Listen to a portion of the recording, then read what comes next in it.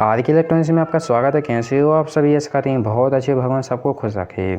तो देख सकते हैं हमारे पास DTS सेटअप बॉक्स रिपेयरिंग होने के लिए आया है, जो कि डेड कंडीशन में है। तो डेड कंडीशन में आया तो आपको किस तरीके से आपको रिपेयरिंग करना है, हम आपको स्टेप बाय स्टेप बताएंगे। हम आपको बिल्कुल जीरो लेवल से बता देंगे कि आपको किस तरीके से आपको ठीक करना है, कहाँ पर कितनी वोल्टेज आती है। देख सकते हमने प्लग को लगा दिया है और देख सकते इसमें लाइट नहीं आ रही है, तो हमने इसको पहले ही खोल लिया ताकि आपका समय वेस्ट ना हो। देख सकते चटकने से भी ऑन है, फिर भी ये सेटअप बॉक्स ऑन नहीं हो रहा है।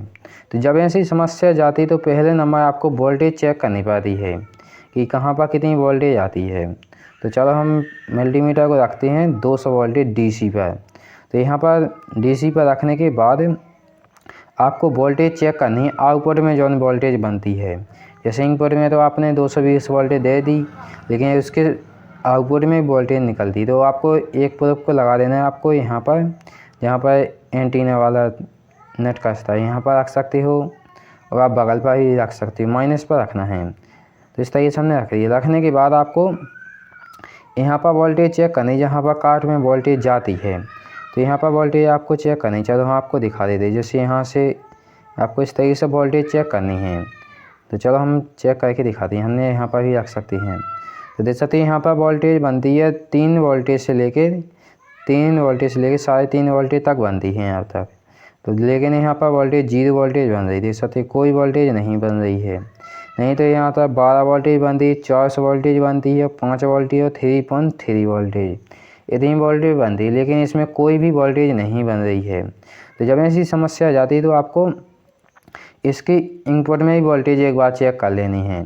आपका डाउट हो कि इनपुट से भी वोल्टेज नहीं आ रही, तो आपको इनपुट में भी वोल्टेज चेक कर सकती हो। तो इनपुट में आपको वोल्टेज चेक कर सकती हो। तो आपको मल्टीमीटर को रखना है 750 वोल्टेज AC पर। तो यहाँ पर रख लेती हैं आप। अब यहाँ पर भी वोल्टेज चेक कर लेते कितनी आ रही है। तो यहाँ पर देखते हैं, तो देख सकते हैं यहाँ पर वोल्टेज सही आ रही, 230 वोल्टेज सही आ रही है। इनपुट में वोल्टेज जा रही है, लेकिन आउटपुट में वोल्टेज नहीं निकल रही है। अभी क्यों नहीं निकल रही, किस कारण की नहीं निकल रही? देख सकते इनपुट में तो वोल्टेज जा रही है, उसके बाद आउटपुट में वोल्टेज कोई वोल्टेज नहीं है।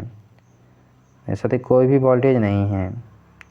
तो अब हमको इसका डाउट हो गया कि सप्लाई में कुछ में दिक्कत है, चाहे जो कुछ ख़राब हुआ है, एक कंपोनेंट भी ख़राब हुआ होगा, फिर भी ये डेड है। तो चलो हम इसको जल्दी से खोल लेते हैं। और जो हमारे चैनल पर नए हो तो चैनल को जरूर सब्सक्राइब कर लें, सब्सक्राइब करना बिल्कुल फ्री है। तो इस तरह से हम इसको जल्दी से खोल लेते हैं फटाफट। हम आपके सिखाने के लिए आपको बताते हैं कि आपको किस तरीके से करना है। वो आपको प्लग को निकाल लेना है 220 वोल्टेज में से। तो हमने निकालने के बाद अब आपको सप्लाई को भाई अलग कर देना है। सप्लाई को अलग कर दें, सप्लाई को भाई आपको रिपेयरिंग करना है। देख सकते हमने इस तरीके से डाल दिया ताकि आप ये ना सोचो कि सप्लाई को बदल दिया है। हमारा ये काम नहीं, हमारा सिखाने का काम है। तो देख सकते हमने इस तरीके से अलग से तार लगा देते हैं। तो इस तरीके से हमने अलग से तार लगा देती हैं। तो हमने इस तरीके से अलग से लगा दिया है। लगाने के बाद अब हम देंगे 220 वोल्टेज, जैसे पहले दे रहे थे 220 वोल्टेज, वैसे ही हम इसमें फिर से वोल्टेज देंगे और चेक करेंगे कहाँ पर कितनी वोल्टेज आ रही है। तो पहले नंबर हम AC की वोल्टेज देख लेते हैं कि हमने दी कि नहीं दी। तो देख सकते हमने वोल्टेज दे दी, 223 वोल्टेज आ रही है। और इसके बाद आपको इस कनेक्टर पर वोल्टेज चेक करनी कितनी बन रही है। यहाँ पर 12 वोल्टेज बननी चाहिए, देख सकते यहाँ पर भी वोल्टेज नहीं बन रही है। अब आपको निकालना 220 वोल्टेज में से निकालने के बाद अब आपको पहले नंबर ये डायोड को चेक करना, जो नहीं 4 डायोड से लगे रहें काले काले। तो आपको इनको चेक करना है। अब इनको चेक करने के लिए आपको मल्टीमीटर को रखना पड़ेगा बजर पर, यानी कंटिन्यूटी पर, डायोड रेंज पर। तो आपको इनको चेक करना है एक एक को। इसमें कोई वजन नहीं बजनी चाहिए, रीडिंग भी आ सकती है और नहीं भी आ सकती है, तो आपको ये समझना सही है। देख सकते हो, तो अभी देख सकते हैं इसमें रीडिंग आ रही है, एक तरफ रीडिंग आती है, एक तरफ रीडिंग नहीं आती है, तो ये सही माने जाते हैं। और लगातार बजे तो आपको समझ लेना कि डायोड ख़राब है। तो देख सकते ये वाली डायोड तो सही से दिख रहे हैं, 2 डायोड सही हो गए हैं। इसके बाद तीसरे को चेक करती हैं, तीसरा भी इसका सही है, पलट के लगाती है तो देख सकते हो ये वाला भी डायोड सही, चौथे को भी चेक कर लेते हैं। देख सकते हो ये भी डायोड सही है। और जौन सा भी डायोड ख़राब निकले आपको दूसरा लगा देना। इसका नंबर रहता है 4007 है, तो जौन सा ख़राब निकले आपको वही को लगा देना है। हमारे तो चारों सही है। इसके बाद आपको ये एक रेजिस्टिंग लगी है, इसको और चेक कर लीजिए। इसमें बजर बजनी चाहिए, जो कि इसमें बजर नहीं बज रही। देख सकते इसमें बजर नहीं बज रही है, इसमें बजर बजनी चाहिए लगातार है। तो चलो हम इसको ऊपर से देखते हैं। देख सकते हो तो टूटा हुआ है, यानी ख़राब हो गया है। इस रेजिस्टिंग की वजह से भी हो सकता है। तो हम इस रेजिस्टिंग को नहीं लगाएंगे, हम इसमें एक पतला सा तार को लगाएंगे। तो पहले हम आपको चेक करके दिखा देंगे। जैसे यहाँ पर 220 वोल्टेज आई, चलो हम आपको दिखाते हैं इस तरीके से करके। जैसे 220 वोल्टेज आ रही है। इसके बाद डायोड के बस रेजिस्टिंग के अंदर वोल्टेज आई, बाहर वोल्टेज नहीं जा रही है। तो चलो हम इसमें पतला सा तार लगा के और जंपर मार देते हैं इसका। तो इस तरीके से हम इसमें पतला सा तार को लगा देते हैं। ये रेजिस्टिंग होती है 10 ओम्स की रेजिस्टिंग होती है, 10 की होती है, 1 ओम्स की भी रेजिस्टिंग लगा सकते हो आप, ओम्स में लगाने हैं। तो देख सकते हमने इसको जंपर कर दिया है। जंपर करने के बाद अब हम यहीं पे वोल्टेज चेक करेंगे कि वोल्टेज बन रही कि नहीं बन रही। चलो हम इसको अच्छे तरीके से लगा देते हैं। तो हमने इसको अच्छे तरीके से सोल्डरिंग कर दी है। आपको बिल्कुल पतला सा लगाना है, जैसे 7 तार वाली डोरी होती है, 14 तार वाली डोरी। तो आपको एक ही तार लगाना, बिल्कुल पतला सा, तो 101% फ्यूज का काम करेगा।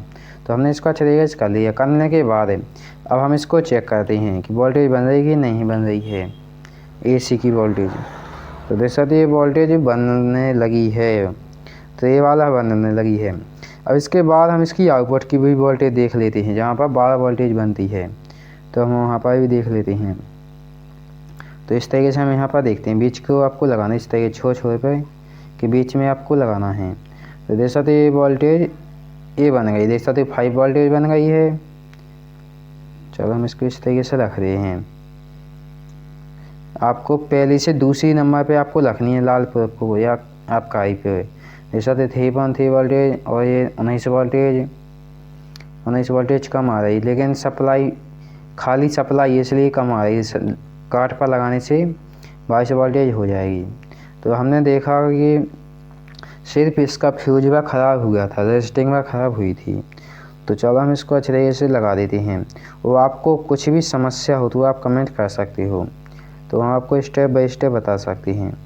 तो चलो हम इसको जल्दी से लगा देते हैं, जैसे हमने निकाला था इस तरीके से हम इसको जल्दी से लगा देते हैं।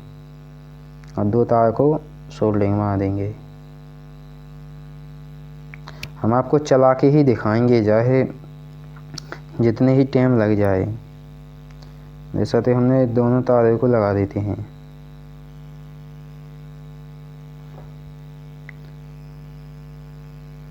इस तरीके से आपको अच्छे तरीके से सोल्डरिंग मार देनी है। मारने के बाद इसको हम अच्छे तरीके से कस देंगे। चलो हम इस प्लग को इस तरीके से लगा के अब देते हैं इसको 220 वोल्टेज। और हम आपको एक बार और भी वोल्टेज चेक करके दिखाएंगे। तो हमने इसको 220 वोल्टेज दे दी है। चलो चटकने को कहते हैं ऑन, बोर्ड से कहते हैं। पीछे से तो ऑन है, लेकिन चटकने कहते हैं बोर्ड से ऑन। तो ये ऑन हो गई है। तो देख सकते यहाँ पर वोल्टेज आ गई, देख सकते यहाँ पर लाइट आ गई है। पहले आपने देखा था कि यहाँ पर लाइट नहीं आई थी। देख सकते 57 चैनल लगा है इसमें, बटन इसके काम भी नहीं कर रहे हैं। जैसे इसके बटन भी काम नहीं कर रहे हैं। तो पहले आपने देखा था कि इसमें कुछ भी नहीं हुआ था, लाइट नहीं आ रही थी। अब लाइट आने लगी है। अब वोल्टेज भी चेक करके दिखा देती हैं कि वोल्टेज कहाँ पर कितनी बनती है। देख सकते यहाँ पर मतलब है 3.3 वोल्टेज। उसके बाद 12 वोल्टेज की 13 सही है। देख सकते ये वोल्टेज बनने लगी है 22 वोल्टेज, यहाँ पर 19 वोल्टेज थी और ये 5 वोल्टेज। उसके बाद ये 12 वोल्टेज बनती है। तो देख सकते ये 12 वोल्टेज भी सही बन रही है। अब आपको डाउट हो गया कि वही सप्लाई वही सब कुछ और ठीक हो गई। लाइक करें।